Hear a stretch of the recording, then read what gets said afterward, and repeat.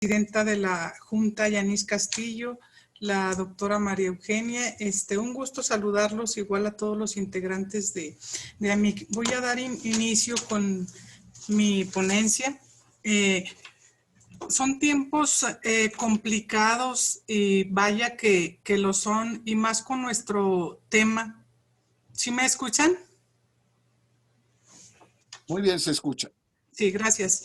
Y más con nuestro tema de los grupos vulnerables. En la República Mexicana se avecina un cambio muy importante en materia de justicia laboral. A través de la reforma que fue promulgada el 24 de febrero del 2017, la cual, como bien se ha manifestado, es una de las más importantes en los últimos 100 años. Toda vez que en México ha existido un rezago impresionante en el tema, sobre todo laboral. En este 2020 vemos cristalizada esta reforma a partir del 18 de noviembre en diferentes estados. En nuestro estado de Zacatecas estamos listos para dar inicio el 18 de noviembre precisamente. Entonces, en el derecho individual del trabajo es bien importante hacer patente que las juntas de conciliación y arbitraje locales dejarán de ser integrantes del Poder Ejecutivo de los estados y en este caso federal, y pasarán a formar parte del Poder Judicial. Asimismo, vemos una oportunidad para tener todos estos grandes beneficios que hemos buscado para estos grupos vulnerables, que los tenemos detectados definitivamente todos los juzgadores hasta este momento. Empezará a correr una autonomía plena en el servicio, así como la libertad sindical. Se tendrá que venir mermando todas estas situaciones que se vician, en donde hay juicios que son interminables y pueden durar más allá de 10 años. Yo he visto en mi estado y me doy cuenta que hay juicios que duran hasta 15 años. Entonces, esta reforma nos va a cortar los tiempos y se va a sentir una verdadera justicia para el justiciable.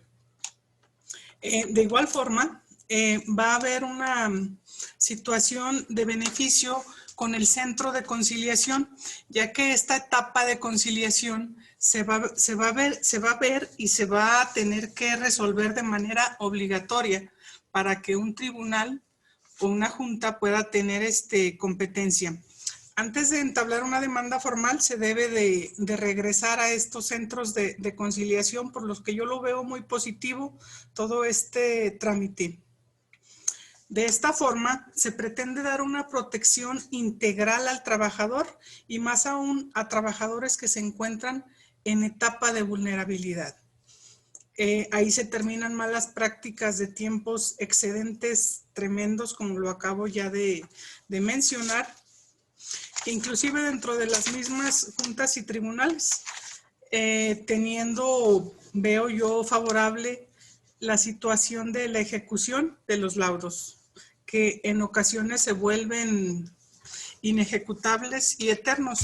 Así pues, para este grupo vulnerable de trabajadores y para la justicia, en términos de que la justicia no nos salga tan cara, más que en los tribunales locales, carecemos de recursos y presupuesto.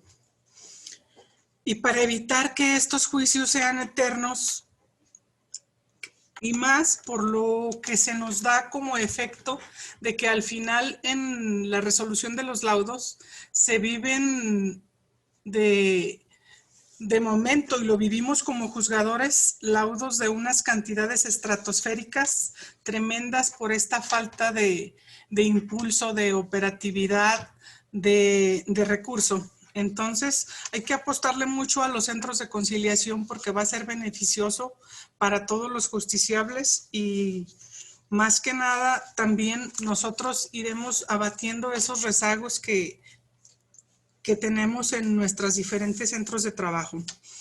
La conciliación hasta ahorita casi se logra la mayoría del 50%. Cuando un conflicto laboral termina por esta vía, nosotros nos damos cuenta y como autoridades, nuestro trabajo de primera instancia de las juntas y los tribunales burocráticos se estaría reduciendo en un alto porcentaje. Entonces, la carga de estos órganos jurisdiccionales se brindaría a través del centro de conciliación, lo que bajaría mucho nuestro número de expedientes que ahí se encuentran y estaríamos ejerciendo en términos integrales y aplicando el artículo 17 de nuestra Constitución.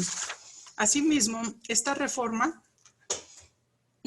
dentro de nuestro quehacer jurisdiccional y nuestra vida cotidiana, se ha visto afectada por la pandemia mundial que todos conocemos y sabemos, el SARS-CoV-2, ya que en primer momento, por ser una enfermedad nueva y de fácil contagio, causó alarma, incertidumbre, miedo y que todos nos pusiéramos en un estado de emergencia. Este sector tan importante como es la impartición de justicia en materia laboral se detuvo por un momento, y lo digo con mucha responsabilidad.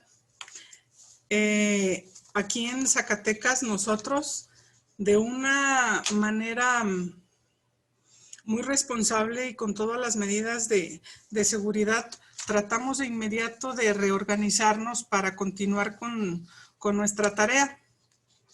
Derivado de ello, en México y en la Ciudad de México y en algunos estados se cerraron las puertas a los justiciables, dejando aún más vulnerables de lo que ya se encontraban la clase trabajadora.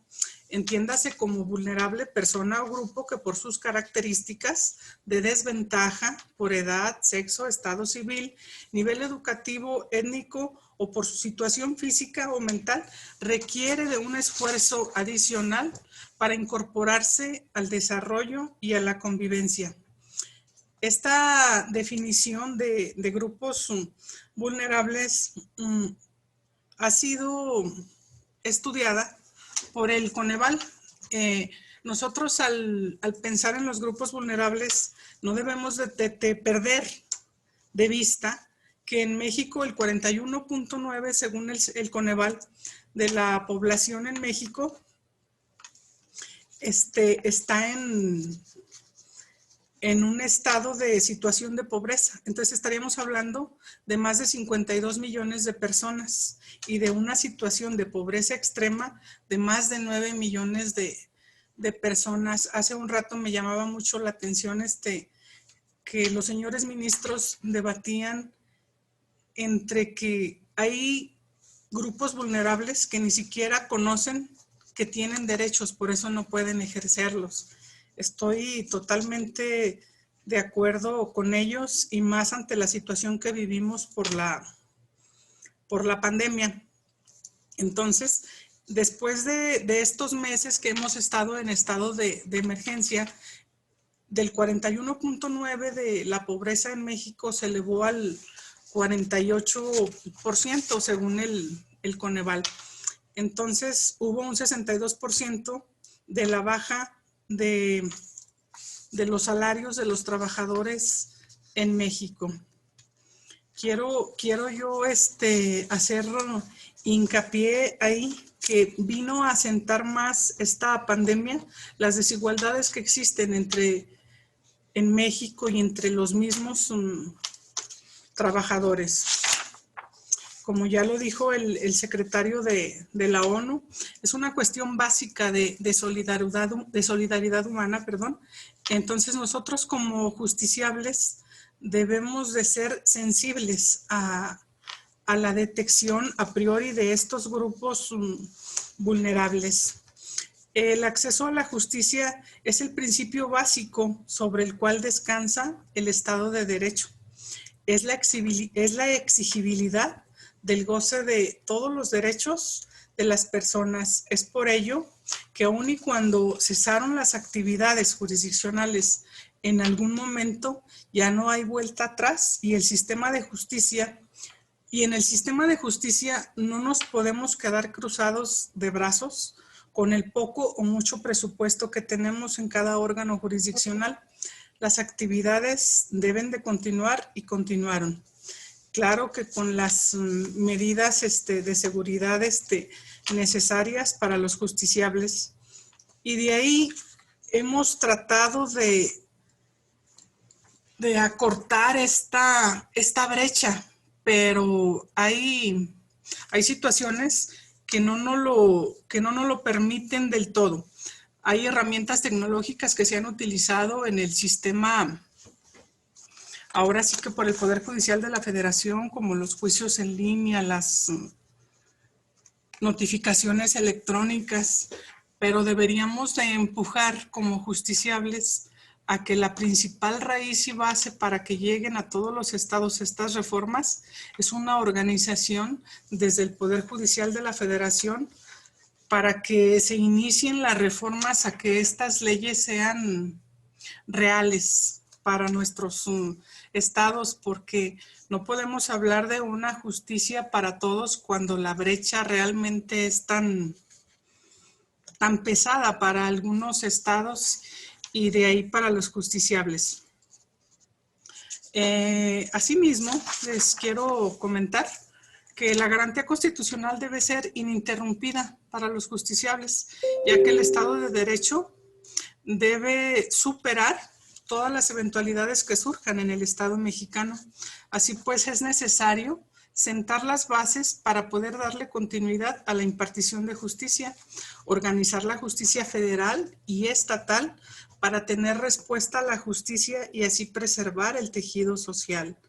No pongamos de pretexto en diferentes órganos de justicia el COVID, la situación que vivimos. Siempre podremos unidos buscar una solución, una respuesta, tener empatía con estos grupos y con todos los que se acercan a nuestros diferentes tribunales o juzgados para tener el éxito deseado y tener una satisfacción de irnos con el deber cumplido.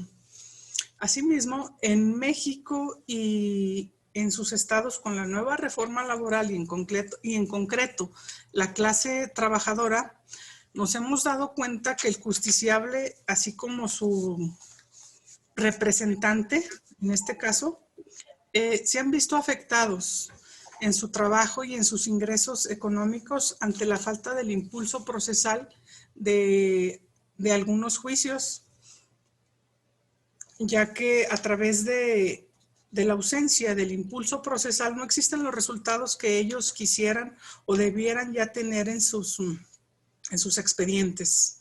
Entonces, así el justiciable se ve afectado en el ejercicio de sus derechos y en una respuesta a sus pretensiones jurídicas y legales. En este escenario, la justicia en México enfrenta retos importantes jamás planteados ni previstos por nuestras legislaciones federales como locales, ya que el juicio, como ya lo había comentado, en línea se ha convertido en una realidad en materia federal.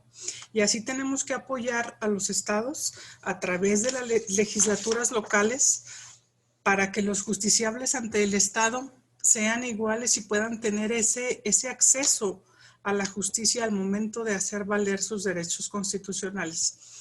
Asimismo, en muchas ocasiones optan por no dar trámite al ejercicio de sus derechos, ya que cuando se vive en un estado cuyas distancias son de más de 3 horas para llegar a la justicia, se opta por quedarse con las ganas de obtener un reconocimiento de ese derecho que nos otorga la Constitución y las diferentes leyes. Entonces estamos en un momento histórico y jurídico en donde ante la falta de justicia, y lo digo con mucha responsabilidad porque a la fecha hay muchos tribunales y juzgados que se encuentran cerrados, tenemos que contar con jueces y magistrados con una calidad, aparte de moral, humana, ante las causas de justicia social, en donde se anteponga el bien jurídicamente tutelado y los derechos constitucionales al propio, en donde exista la capacidad de hacer frente mental y realmente a los asuntos que se encuentran bajo nuestro orden de competencia. Para ello, se debe de motivar el porqué de los actos y contar con el fundamento legal para poder ejecutarlos, ya que para los demandados, dígase en nuestro caso de la materia laboral, municipios o gobiernos estatales, es un motivo y pretexto la situación sanitaria mundial para dejar de cumplir con sus obligaciones hacia los trabajadores, ya que se presume que la justicia se encuentra en pausa y cerrada a la sociedad. Ello lleva a una idea, a la sociedad de ausencia de justicia, por lo que el compromiso desde mi punto de vista muy personal y particular debiera ser que el juzgador esté comprometido con la justicia, seguido por el compromiso con los justiciables. Como punto número 3, compromiso de detectar en el ámbito de su competencia grupos vulnerables en su estado de riesgo a priori. Como punto número 4, un método de respuesta, herramientas aparte de jurídicas para poder tener una respuesta positiva de justicia. Y el quinto y el más importante, resolver. La gente quiere respuestas fundadas y motivadas sobre sus pretensiones jurídicas. La justicia tiene que llegar a todos, a cortar la brecha, a que todos crucemos el puente por igual.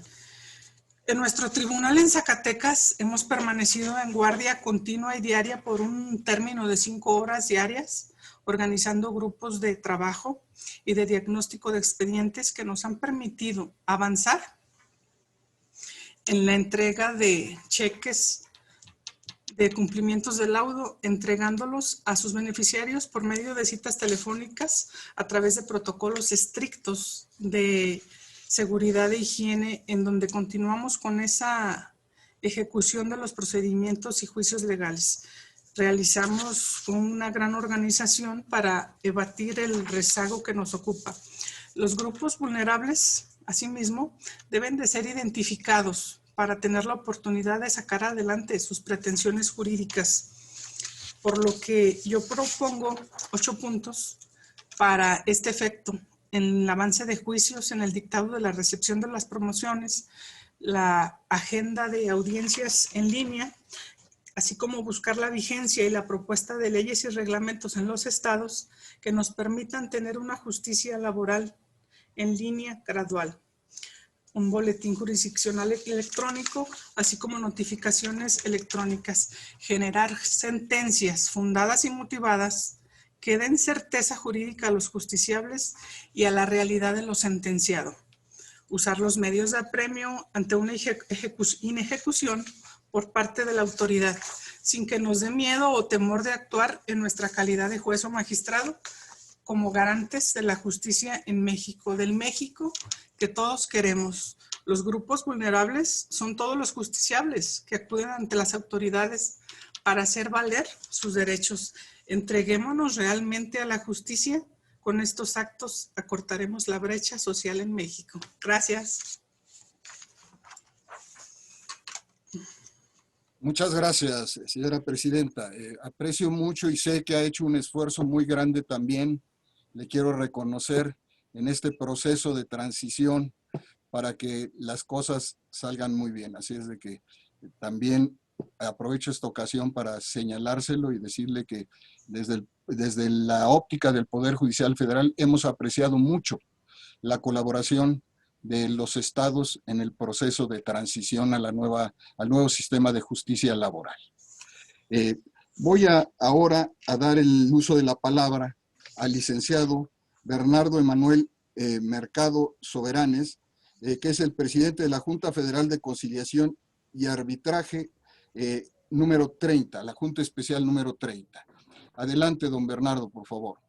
Muchas gracias, ministro. Gracias por la invitación. También gracias por la participación de mi compañera, la presidenta de la Junta 12.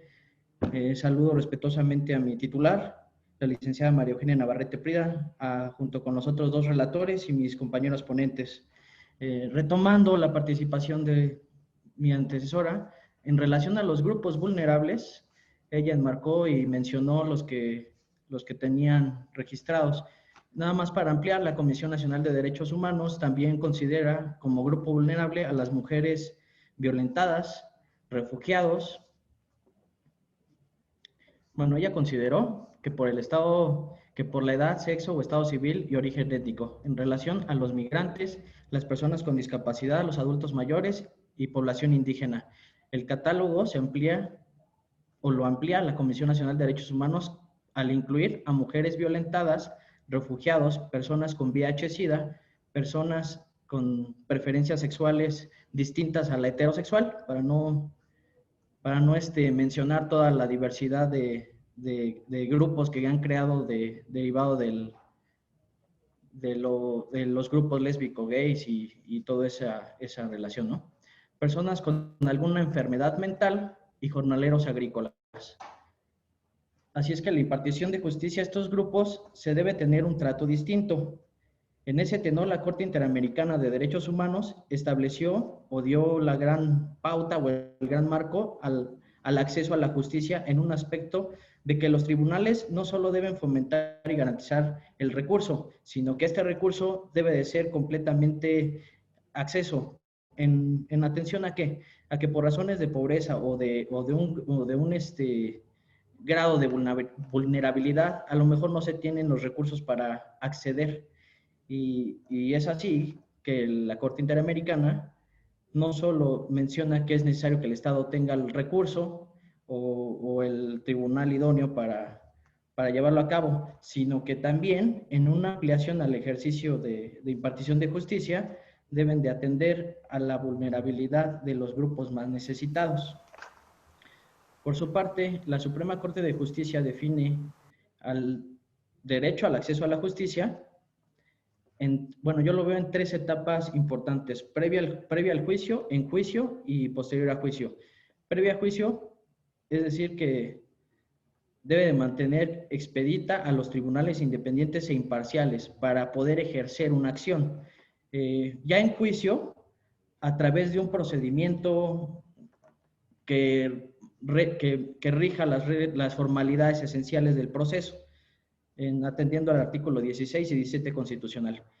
Y posterior a juicio, en los casos en que se ejecute la efectividad o la relación o conexidad a la causa de cosa juzgada, para darle certeza a sus decisiones. Por lo tanto, el derecho del trabajo forma parte de las garantías humanas fundamentales inherentes al ser humano, y cabe advertir que se conceptualiza como una libertad y al mismo tiempo como una protección contra el empleo. En este sentido, quiero plasmar mi reflexión y encaminarla hacia la reforma laboral, que en lo esencial pretende priorizar el cambio de paradigma de impartición de justicia al transferir los conflictos laborales al Poder Judicial, tanto de los estados como de la Federación. Pilar que sin duda legitimará los conflictos de trabajo en relación a sus resoluciones. Por otra parte, el Estado también tiene la obligación de impartir justicia social en los rubros de seguridad social. Es importante destacar que la seguridad social está íntimamente ligada al derecho del trabajo. Permítame explicarlo. En relación a los juicios, pues la Junta, ¿no? Con mayor número de juicios, tenemos los juicios especiales en accidentes de trabajo, cesantía, viudez, orfandad, de prestaciones que derivan derivado de una relación de seguridad social con el Instituto Mexicano del Seguro Social, o en su caso con el Instituto con el ISSSTE. En ese aspecto también me inquieta un poco que la competencia, tanto en los juicios especiales, puede derivar al ser competencia de conflictos laborales en el Instituto Nacional Electoral. Ellos tienen su propia legislación y su propio marco y están facultados para determinar sus propios asuntos laborales. También advertí que el Consejo de la Judicatura tiene su propio procedimiento especial para llevar a cabo la declaración de beneficiarios de sus trabajadores y poder enlazarlos o encauzar finalmente al pago de prestaciones económicas que deriven de la seguridad social. Es así que es importante o está íntimamente ligada la seguridad social al derecho del trabajo, ¿no? También es importante destacar el trabajo digno, que quien lo definen como el derecho de las personas trabajadoras en lo relativo a condiciones de seguridad laboral y remuneración para que esta manera se cumpla con el debido acceso y ejercicio del derecho al trabajo de todo ser humano. Bueno, previo a continuar con la trascendencia de la reforma, me gustaría dar breves antecedentes de por qué se llegó a la reforma laboral o los antecedentes históricos relevantes. Bajo el refrán de que quien no conoce su historia está condenado a repetirla, quisiera exponer los antecedentes. En materia internacional, tenemos la Conferencia de Paz que creó la Comisión de la Legislación Internacional del Trabajo. Ya en México, durante la vigencia de la Constitución Federal de 1857, surgió la Ley de Riesgos Profesionales del Estado de México en 1904, cuyo principal expositor fue José Vicente Villada, que estableció un principio posteriormente que se haría relevante en la creación del concepto de accidente de trabajo. Posteriormente, en 1911, durante el gobierno de Francisco I. Madero, crean como la primera Secretaría del Trabajo, que se denominó Departamento de Trabajo, que dependía de la Secretaría de Fomento. También tenemos los movimientos de trabajadores más significativos en la huelga de los mineros de Cananea en Sonora en 1906 y en el mismo año que se creó la fundación del Gran Círculo de Obreros Libres de Río Blanco, derivado de la explotación a los trabajadores de las fábricas textiles, a las que sumaron las fábricas de hilados y tejidos en Puebla y Tlaxcala para la defensa de sus derechos. Posteriormente, ya en la Revolución Mexicana, en 1910, el proceso de consolidación del movimiento de trabajadores se vio afectado, ya que surgió otro tipo de conflictos políticos y sociales que ameritaron la intervención del Estado, como la repartición de tierras y el establecimiento de núcleos comunales denominados ejidos. Ya en 1917, cuando se convocó al Congreso Constituyente para la creación de la Constitución, en la ciudad de Querétaro, los constituyentes tuvieron la tarea de crear la ley fundamental para nuestro país. Es así que en el tema de impartición de justicia, muy honrosamente, informo que el 22 de septiembre de 1927 se creó la Junta Federal de Conciliación y Arbitraje, con la finalidad de reglamentar la competencia en las resoluciones de los conflictos de trabajo. Posteriormente, en 1929, se reformó el artículo 123 constitucional para reservar la expedición de leyes en materia de trabajo con la facultad exclusiva del Congreso de la Unión. Es así que el 18 de agosto de 1931 se promulgó la primera Ley Federal del Trabajo, en el que se reglamentaron las condiciones de trabajo y las figuras sustantivas, etc. Así, lo más importante fue destacar que en la impartición de justicia estaría a cargo de las juntas de conciliación y arbitraje, juntas federales de conciliación en los estados o a niveles regionales, y las juntas federales accidentales de conciliación, que en una breve explicación empezaron a crecer tanto los asuntos individuales, que empezaron a crecer a nivel regional las juntas, pero nada más de conciliación, en la que se conciliaba a nivel regional y se concentraba todo en la Ciudad de México para llevar a cabo la decisión final o el arbitraje.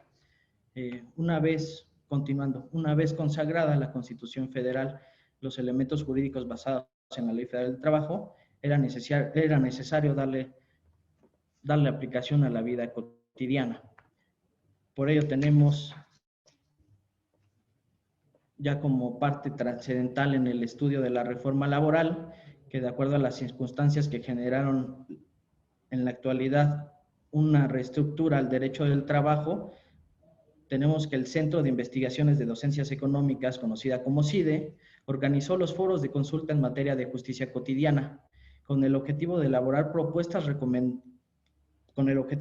las propuestas y recomendaciones para hacer un amplio y eficaz y equitativo acceso a la justicia en México, de los cuales destaco mucho que la prioridad o la forma más completa de llegar a un arreglo es la conciliación, tanto en términos como en desgaste y económicamente. De los propios foros advirtieron que en materia civil, mercantil y todos era un gran avance el hecho de que se estaban quitando muchos juicios y económicamente es más accesible, más pronto, más rápido una conciliación. Esa conciliación la elevan a la categoría de derecho sustantivo en los artículos constitucionales 16 y 17, y obviamente ya al aterrizar la reforma en materia laboral, pues que es predominantemente oral, y uno de los principios que siempre ha regido es darle prioridad a la conciliación, enmarca y termina separando la conciliación para darle la misma prioridad. En este tenor, ya consumada la reforma constitucional al artículo 24, al artículo 123 y al artículo 107 constitucional, las modificaciones estructurales, se destacó la creación de un organismo para atender y resolver los conflictos laborales a través de la conciliación y su función registral de las actividades sindicales, además de garantizar los principios de representatividad, transparencia para legitimar sus contratos colectivos. En relación a la impartición de justicia, la transferencia de los conflictos laborales a los tribunales laborales, dependiendo la competencia, sea ramo local o ramo federal, y exclusivamente para el ramo federal o de seguridad social, con independencia de los asuntos que ya toqué, que era competencia de los tribunales administrativos, competencia del Instituto Nacional Electoral, competencia del Consejo de la Judicatura en los asuntos de declaraciones de beneficiarios.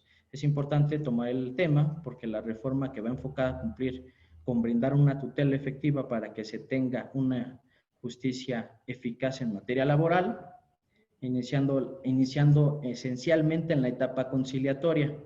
Es importante tocar el tema de la conciliación porque algunos juristas ven la teoría de que la conciliación es un retraso o es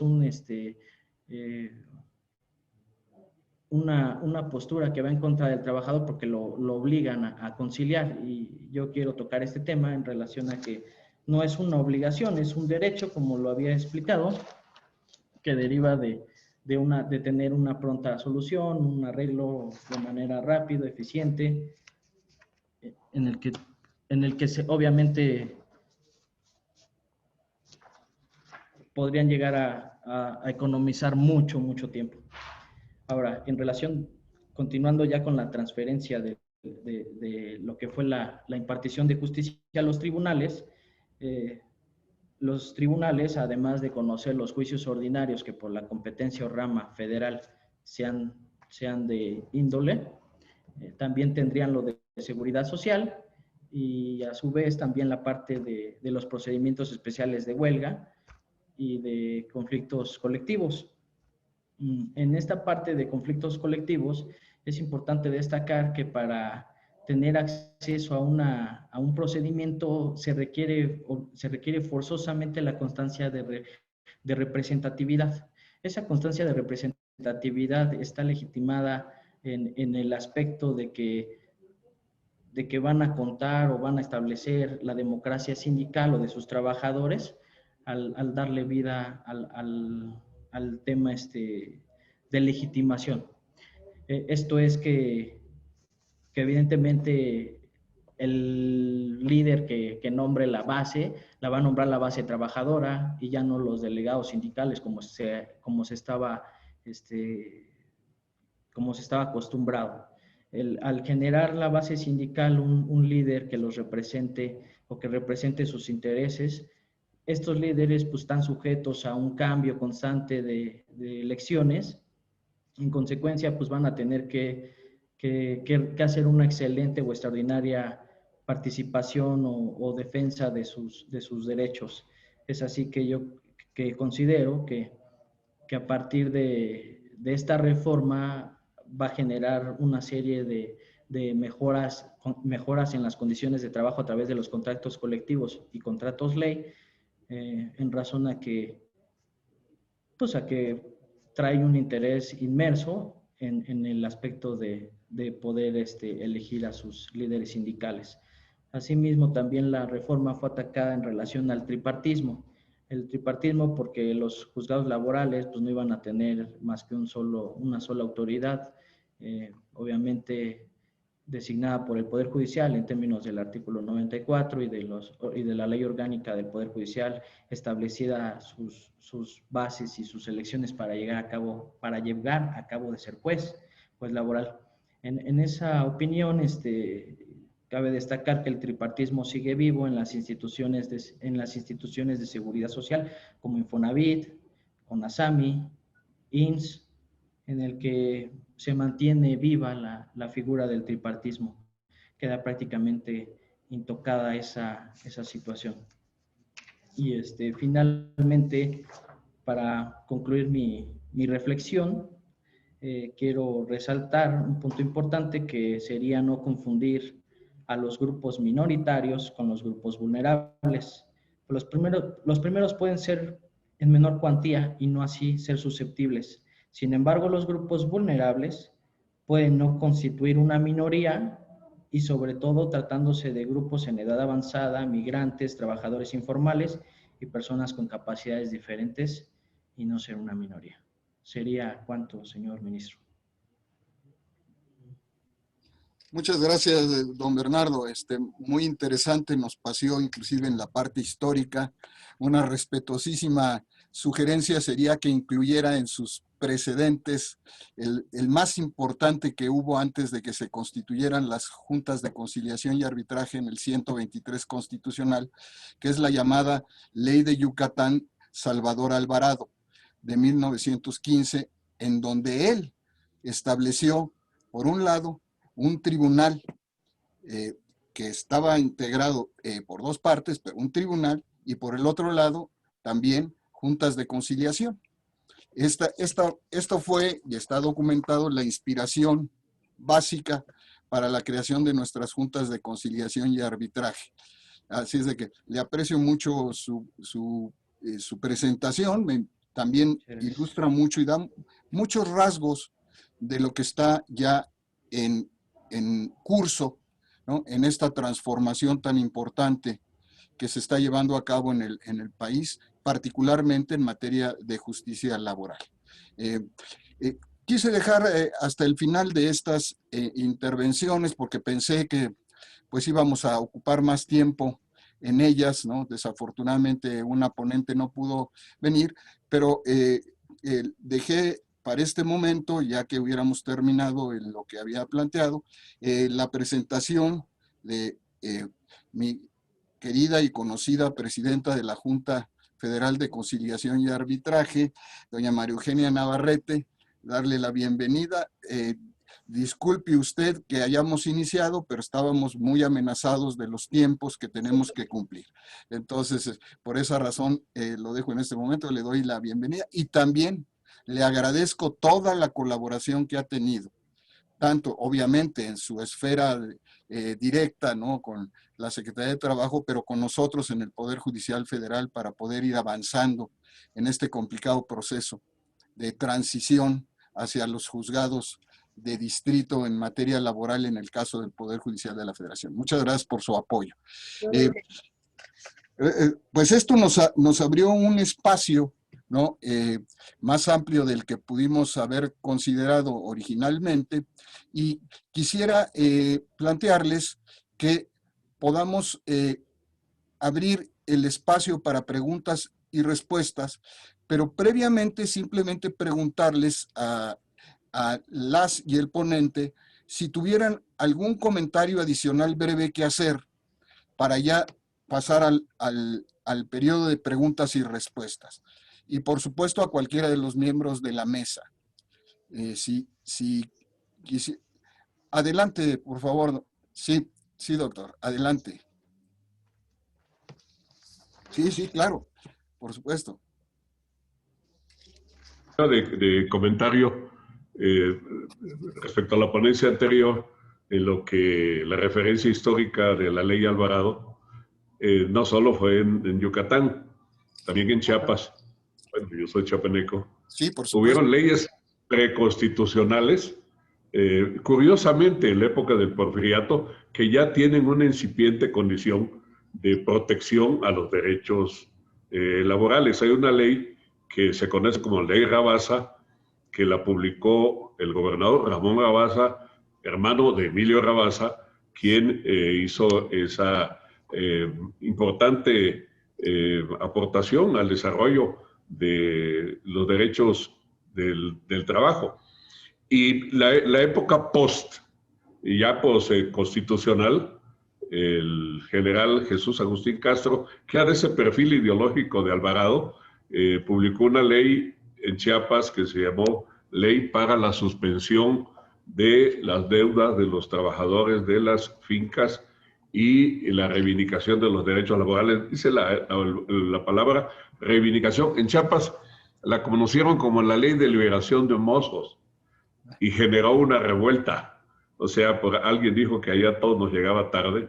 La revolución nos llegó tarde en forma de contrarrevolución y fue por los derechos sociales que ya la Revolución Mexicana estaba importando a las regiones donde no había habido un proceso. Perdón, no fue postconstitucional, fue en 1915, ya estoy recordándolo bien. Y pues es tan importante hacer la reflexión porque ya ven que el derecho del trabajo en nuestro país no es una doctrina que nosotros la hayamos retomado de alguna escuela europea o de alguna tradición romana, sino prácticamente es un derecho que surgió diríamos, de la entraña reivindicatoria de los derechos sociales, como aquí lo dijo el magistrado Franco González Salas, la justicia y la reivindicación, como se habló aquí. Pues ese era mi comentario. Muchas gracias, doctor. Muy amable. No sé si alguien más quisiera hacer un comentario, si no pasamos al periodo de preguntas y respuestas. Sí, doña María Reina. Adelante. Tiene que poner eso. Muchas gracias, señor ministro. Agradecer a los ponentes por su aportación, en primer lugar. Y en segundo lugar, mi aportación, preguntando la palabra sobre este tema, es que considero que en la protección de los grupos vulnerables en materia laboral, todos los impartidores de justicia, tanto locales incluso como federales, tenemos una asignatura pendiente y ese es el punto de reflexión sobre la ejecución de las sentencias. Porque después, como ya lo han dicho en este panel, en algunos otros espacios, después de llevar un juicio verdaderamente tardado, la ejecución de las sentencias, en algunas ocasiones la ejecución de la sentencia dura más que el propio juicio. Entonces, mi insistencia en buscar alternativas, o sea, aprovechar estos espacios de reflexión y académicos y de aportación, que es una asignatura pendiente para los justiciables, tener leyes eficaces, procedimientos verdaderamente contundentes, para que ellos mismos tengan acceso a la justicia y en sí, desde mi punto de vista, una vez que ya pasaron por un juicio, acreditaron su acción y no han sido, la sentencia no se ha cumplido, se vuelven grupos vulnerables. Entonces, creo que todos en nuestro ámbito de acción tenemos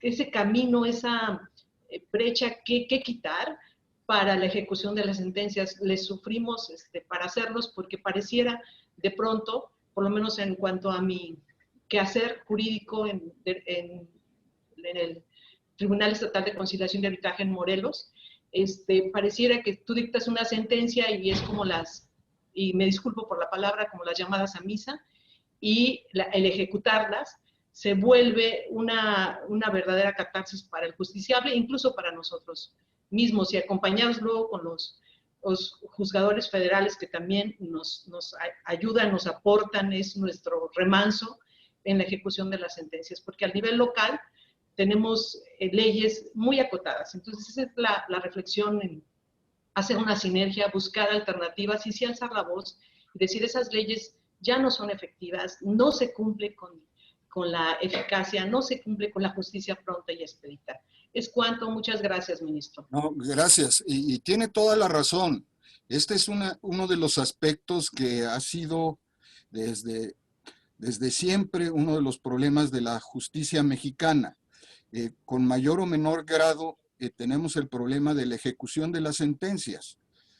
Ustedes habrán sabido que en el Poder Judicial Federal teníamos un gran rezago también por esa razón y empezamos a aplicar la fracción 16 del artículo 107 constitucional, ¿verdad? Y esto generó que se lograra un cumplimiento razonablemente aceptable de las ejecutorias dictadas en el Poder Judicial Federal. Pero tienen razón, y es un tema que hoy lo deben haber escuchado quienes vieron el panel en donde estuvimos los ministros, se subrayó como uno de los problemas que teníamos que resolver. Si no somos un país que tenga eficacia para cumplir las resoluciones ya definitivas, que por supuesto deberían tener una ejecución inmediata.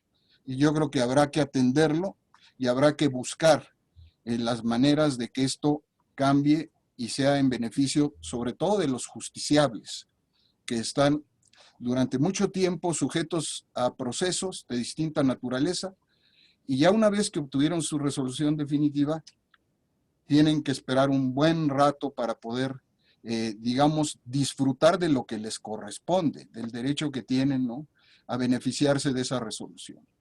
Así es de que sí es un punto muy importante. Gracias.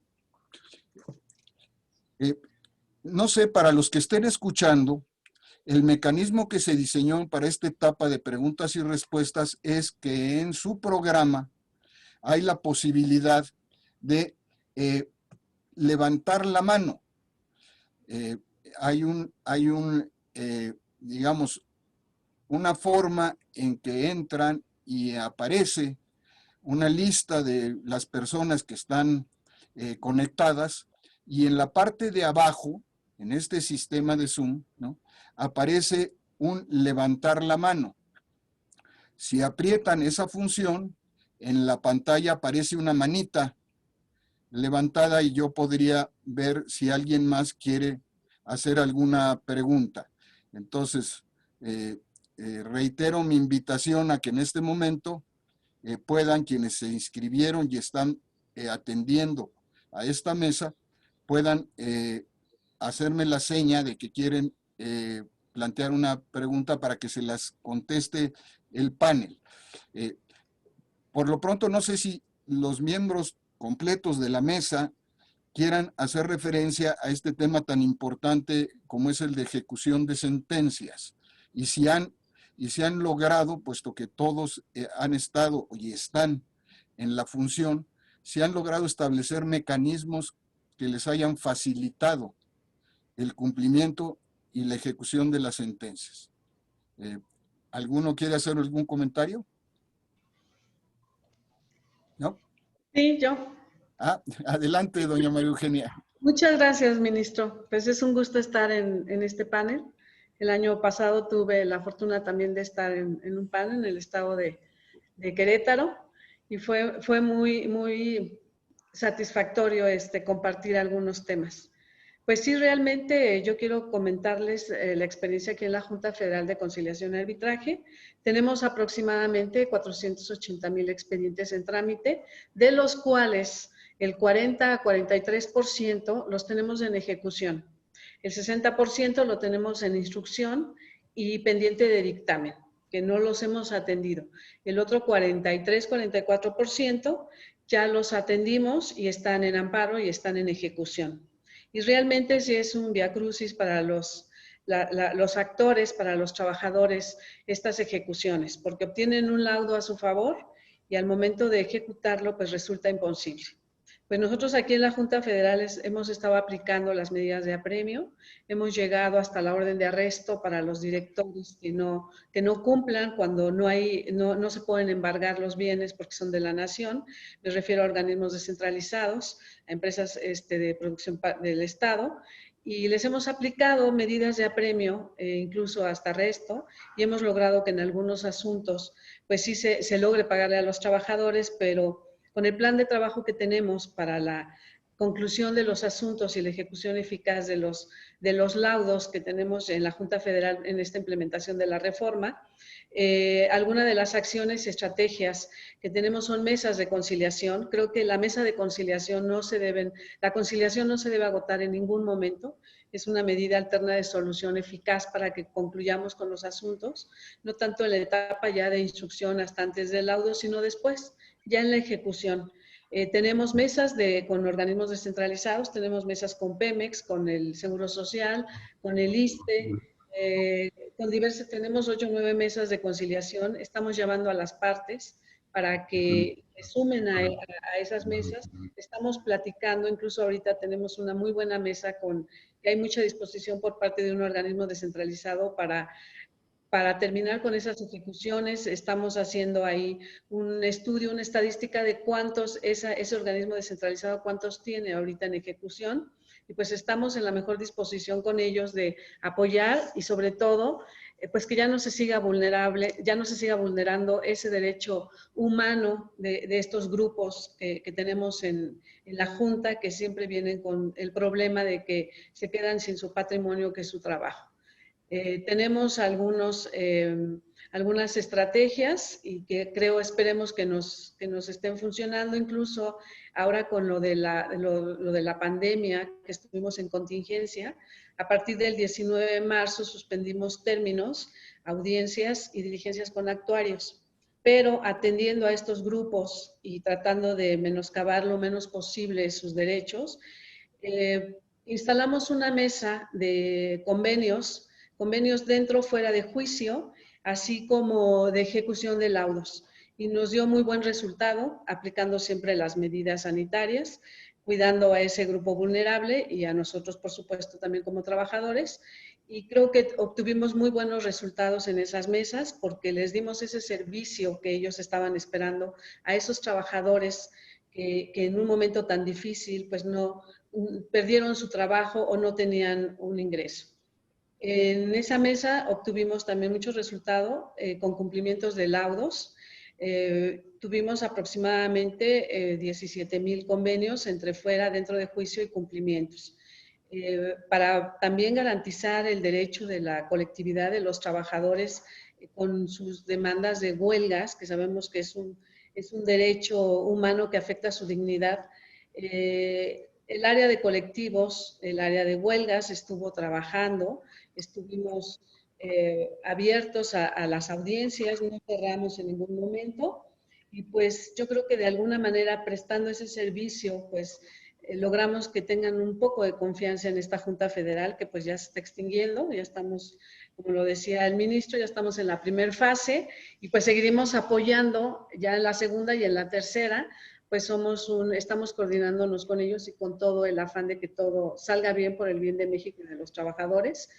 Y pues esas son las propuestas, esas mesas de conciliación que tenemos que atender a los asuntos no nada más en instrucción, sino también ya en ejecución. Y pues aplicar como autoridad lo que nos da la ley, la autoridad que nos da de aplicar esas medidas de apremio, esa facultad que tenemos como autoridad y que la tenemos que hacer valer. Esa es la experiencia que tenemos en la Junta Federal. Gracias, Presidenta. ¿Nos puede ilustrar cuál ha sido la efectividad de esas mesas de negociación? Ahorita no puedo decir que tengamos buenos resultados. Hace aproximadamente, cuando el decreto, hubo un decreto, un acuerdo por parte de la función pública que no se podía conciliar porque se tenía que obtener un dictamen técnico-jurídico y ahí se nos detuvieron un poco esas conciliaciones. Argumentan los de las empresas, los demandados, argumentan que ese decreto les causa un gran perjuicio porque les obstruye esa conciliación.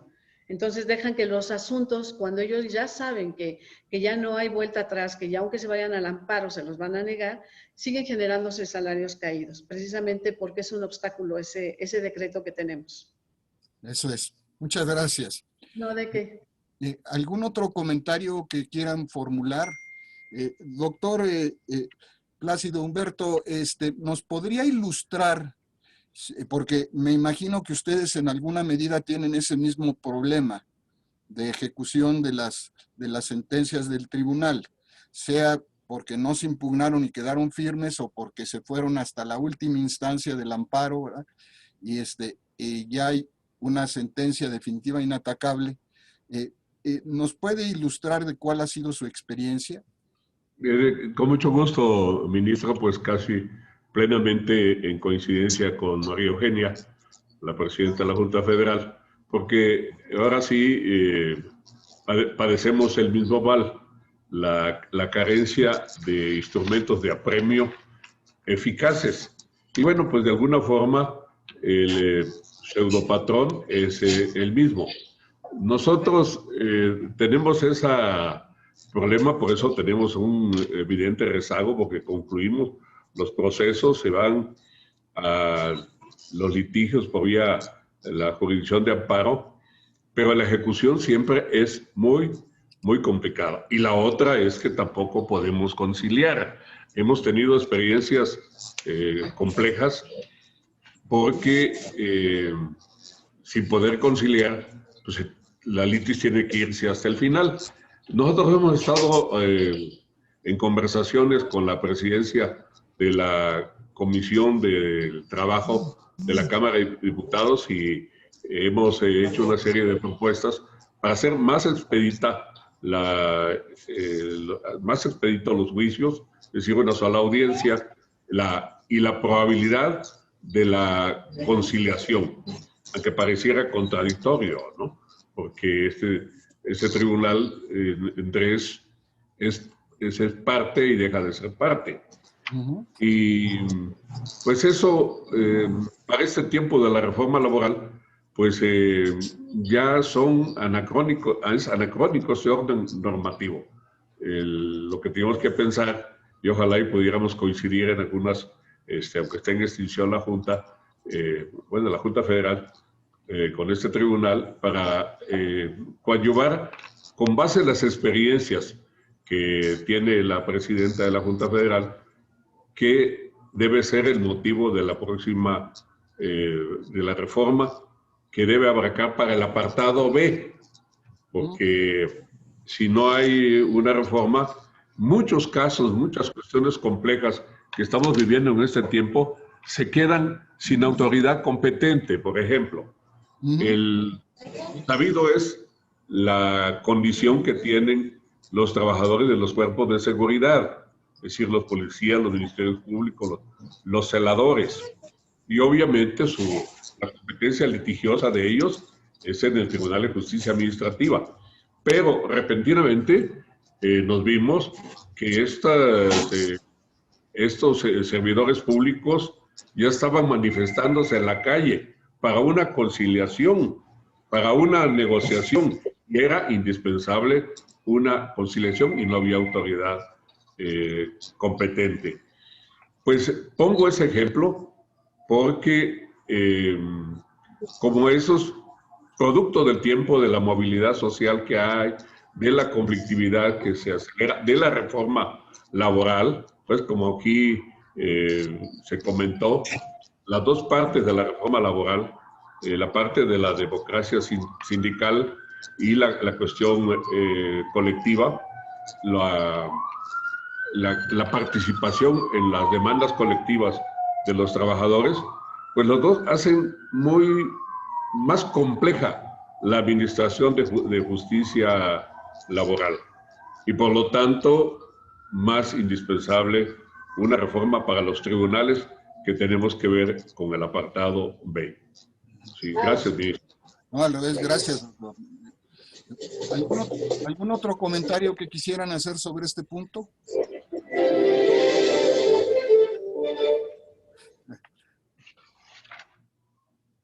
A ver, no he podido observar que en la pantalla aparezca... a ver, don José Luis Soto, si se identifica y nos dice de dónde es usted y su interés en esto. Gracias. Con su permiso, señor ministro, buenas tardes. Presidenta de la Junta Federal, señor presidente del Tribunal Federal de Conciliación y Arbitraje, presidentas, presidentes de juntas, magistrada del Estado de Zacatecas, demás invitados. Bueno, actualmente soy juez laboral, acabo de concursar para ser juez en el Poder Judicial del Estado de México. Entraremos pronto en funciones. Anteriormente me encontraba en el Tribunal Federal de Conciliación y Arbitraje como magistrado y pronto estaremos con los tribunales laborales.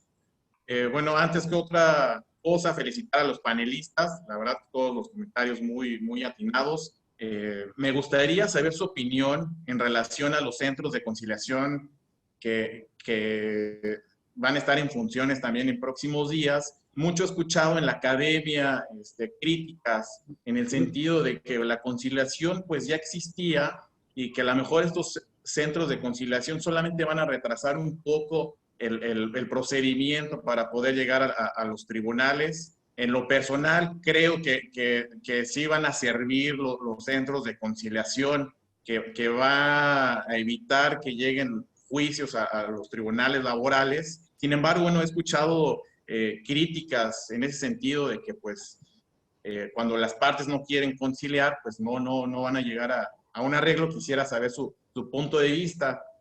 Por otra parte, preguntarle al señor presidente del Tribunal Federal de Conciliación y Arbitraje en qué impacta la reforma laboral, principalmente en materia laboral burocrática, en la materia que conoce el Tribunal Federal de Conciliación y Arbitraje. ¿Es cuánto, señor ministro? Muchas gracias, don José Luis. Pues la pregunta está puesta para los de la mesa, en particular para los panelistas. Si quiere alguien empezar a responder, porque una es ad hominem, entonces esa se la vamos a reservar al presidente del Tribunal Federal, pero la primera de cuál es su visión de cuál puede ser la efectividad de este nuevo modelo, en donde a nivel federal, ¿no?, habrá un centro de conciliación federal y un registro en materia laboral nacional, yo diría, ¿no? ¿Por qué? Porque la función que tenían originalmente las entidades federativas de registro en materia laboral, pues ahora las absorbe este nuevo centro federal. Entonces, ¿alguno quiere hacer algún comentario sobre este tema? Yo le respondo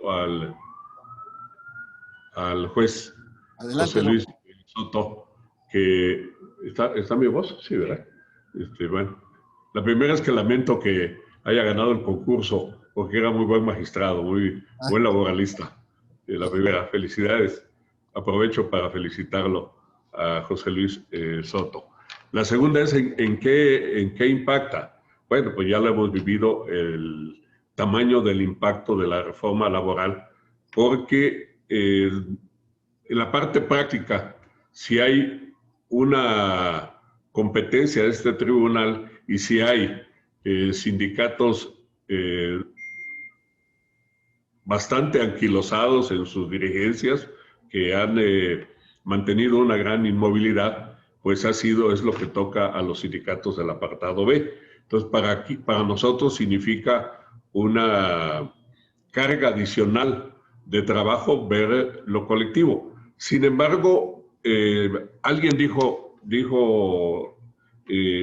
algo referente a la reforma laboral, dijo que era la reforma más importante desde hace un siglo, es decir, desde la promulgación de la Constitución de 1917. Sí, claro, han habido algunas otras cuestiones relevantes en el desarrollo del derecho laboral. La promulgación de la reforma constitucional 123 para el apartado B y la ley federal de los trabajadores al servicio del Estado.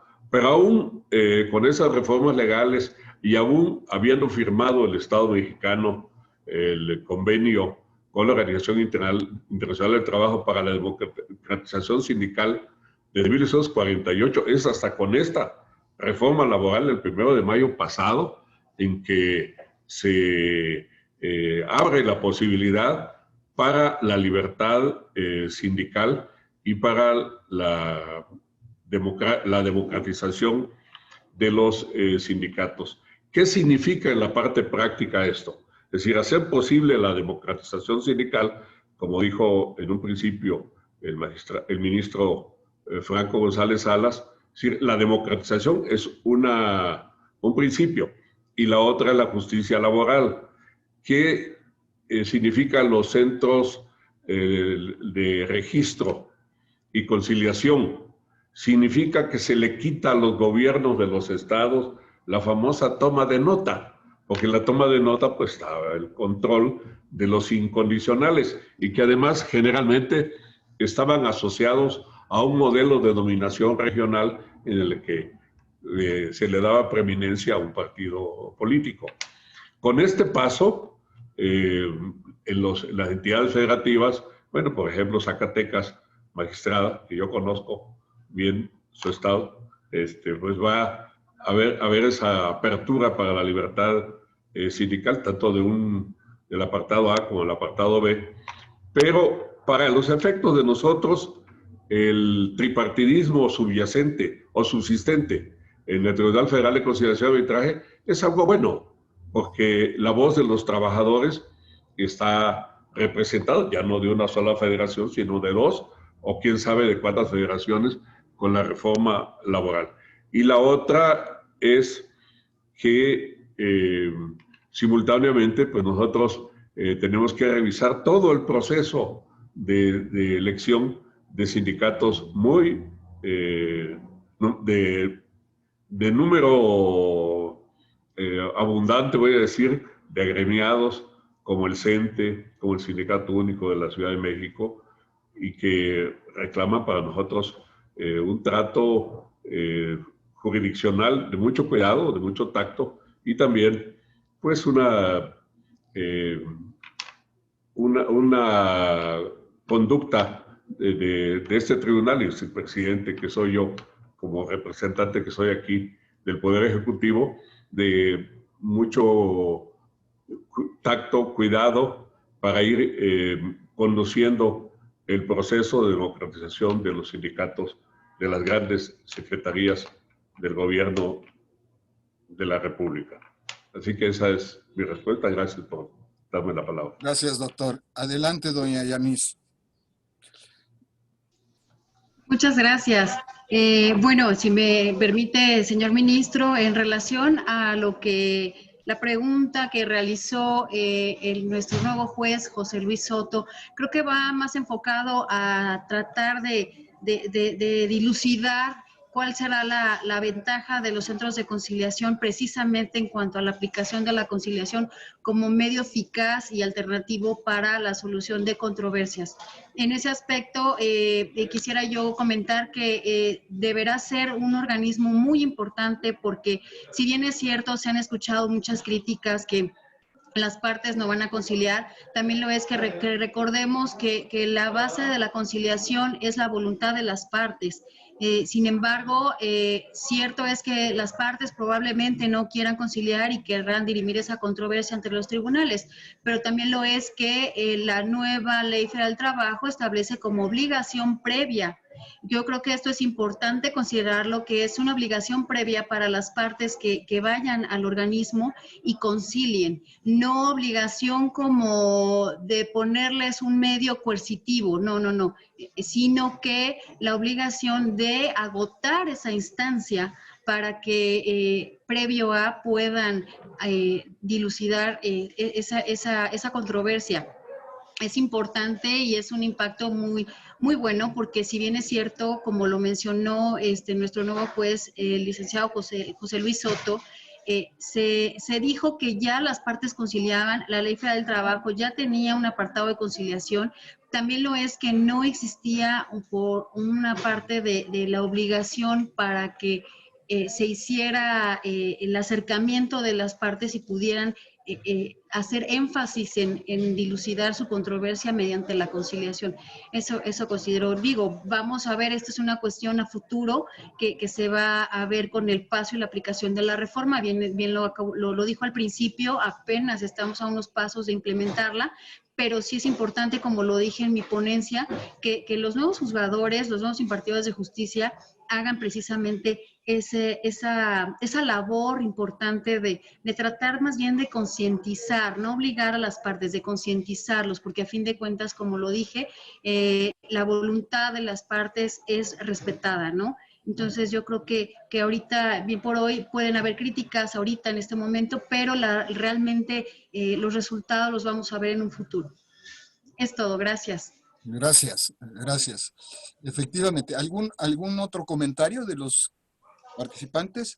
Bueno, yo quiero decirle, juez, primero que lo felicito. Alguna vez nos hemos saludado y me da mucho gusto. A diferencia de, y perdón doctor, pero a diferencia del comentario de que yo celebro que personas como usted, ¿no?, estén ahora en esta tan importante tarea, en un proceso que es absolutamente inédito y nuevo. Yo creo y lo afirmo categóricamente que una de las grandes apuestas de esta reforma es al funcionamiento de la conciliación previa a la instancia jurisdiccional. Y bueno, se han establecido normas legales que han llevado a una capacitación especial de quienes van a ser ahora conciliadores. Yo conozco muchos conciliadores desde hace muchísimos años. Por mi trayectoria tuve mucho contacto, ¿no?, con el mundo laboral, que son de primera, ¿no?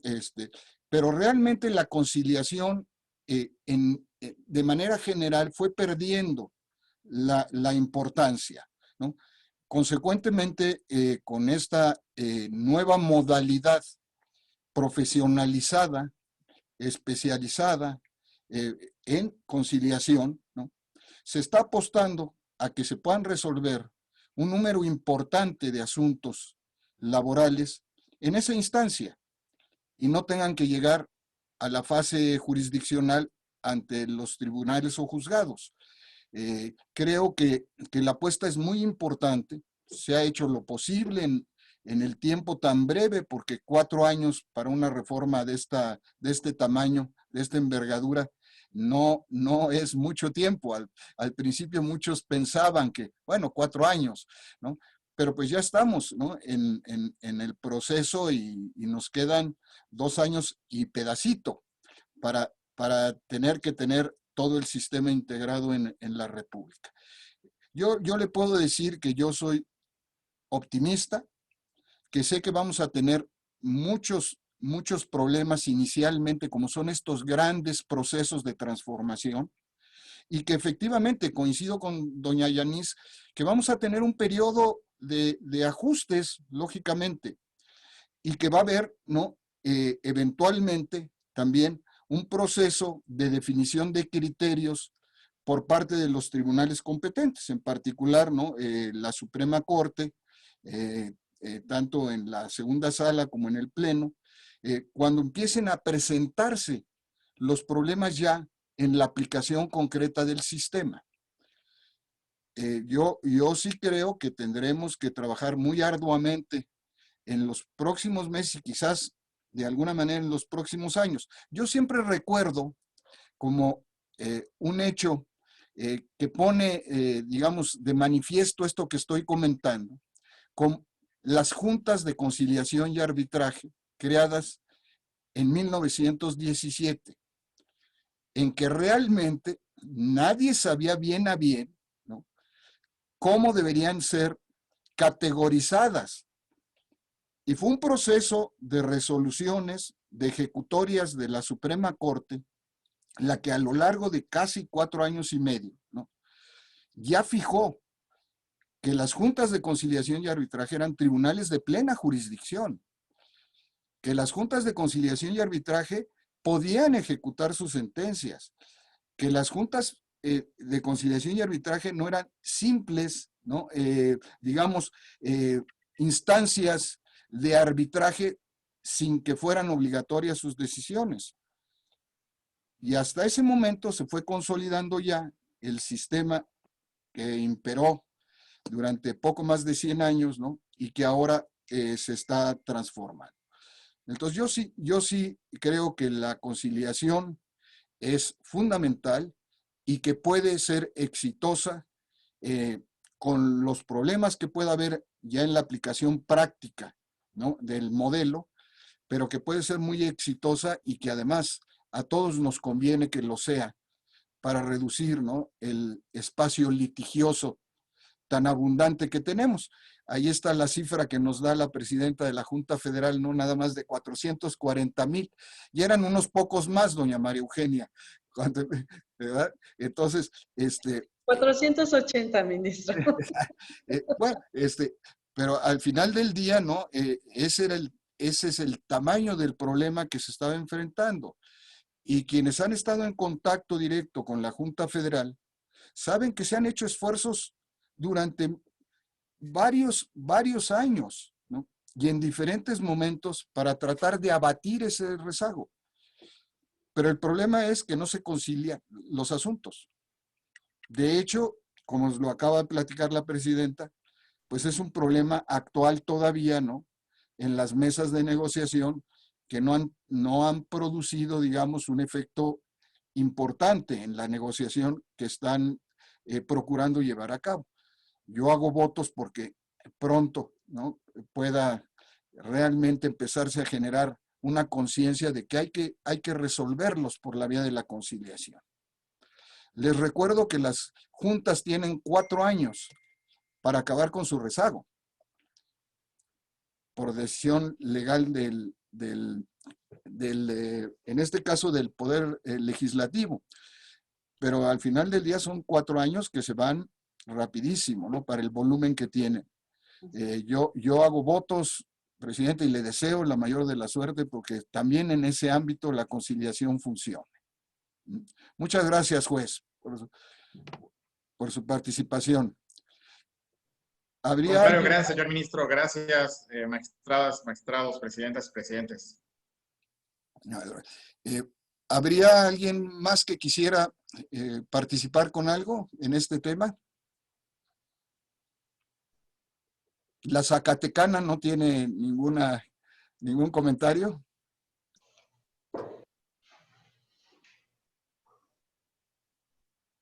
Su micrófono. Sí, claro que sí. Va a ser todo un reto a nivel nacional, como ha sido estatal, la implementación de la reforma. Celebro estos foros en donde nos dan esa oportunidad de poder participar, de hacerles hincapié en nuestras inquietudes, en nuestras aportaciones. Celebro la apertura, sobre todo, y estaremos viendo, como usted bien lo menciona, ministro, en esos 4 años tal vez haya falta más tiempo por el volumen de los expedientes, pero como siempre, pues haremos el máximo esfuerzo todos los que estamos dedicados a esta importante tarea. Los saludo con mucho gusto a todos. Muchas gracias. Gracias, presidente. ¿Alguna otra participación? Bueno, pues no me queda más que agradecerles muy particularmente al doctor Plácido Humberto Morales, a la presidenta, de la Junta Federal de Conciliación y Arbitraje, la licenciada María Eugenia Navarrete, al magistrado Roberto Chaiz Gómez, magistrado del Tribunal de Arbitraje y Escalafón de San Luis Potosí, que también está involucrado en esta primera etapa, ¿no? Y, por supuesto, de manera muy especial, a quienes nos brindaron sus conocimientos con sus intervenciones en sus ponencias, que fueron muy ilustrativas, a la maestra Yanis Yaret Castillo Ferrer, a doña Grisela Fabiola Flores Medina y a Bernardo Emanuel Mercado Soberanes. Muchísimas gracias por sus participaciones. nutrieron mucho a esta mesa y en lo personal se los reconozco. Consecuentemente, ante la ausencia ya de más intervenciones, entonces yo voy a levantar esta mesa, ¿no? El señor relator junto con doña María Eugenia tienen ahí alguna tarea que realizar. Yo desafortunadamente no voy a poder estar en la clausura, aunque estoy tratando de cancelar una otra reunión virtual, particularmente con este mismo tema, curiosamente, ¿no? Pero si puedo modificarla y estar en la clausura y algunos de ustedes están ahí, ahí tendré el gusto de verlos y saludarlos de nueva cuenta. Muchísimas gracias a todos. Hasta luego. Todas y a todos. Hasta luego. Hasta luego, buenas tardes, gracias. Bueno, Hasta luego. Hasta luego, buenas tardes, gracias. gracias a todos. Gracias, hasta luego. Muchas gracias. Hasta luego, buenas tardes a todos. Hasta luego.